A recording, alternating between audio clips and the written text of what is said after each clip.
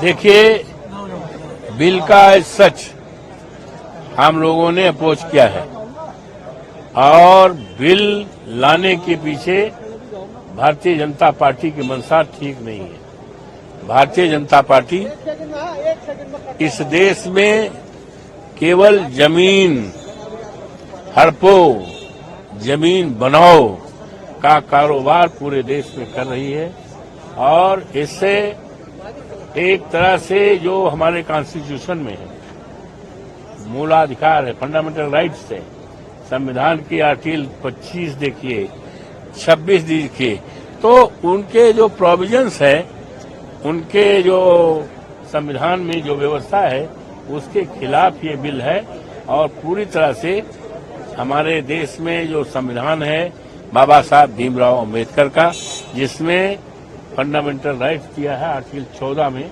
तो उसका पूरी तरह से उल्लंघन है और इससे साफ कहा जा सकता है कि भारतीय जनता पार्टी के लोगों की मंशा ठीक नहीं है।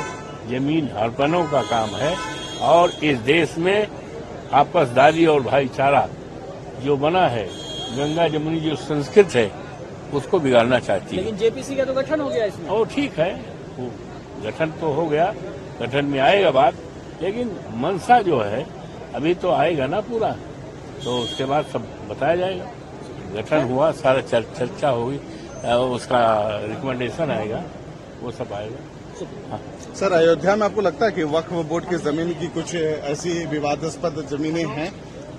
अब देखिए, ऐसा है, अब पर्टिकुलर जनपदों की बात तो अभी नहीं कहा जा सकता। देखा जाएगा तो तमाम जगह की जमीनों का बात होगा, लेकिन जो आज बिल आया है वो किसी एक जिले के लिए नहीं आया है। ये बिल तो पूरा देश के लिए लाया गया है। वैसे में दरअसल सरकार का चाल चरित्र चेहरा बहुत अलग अलग है।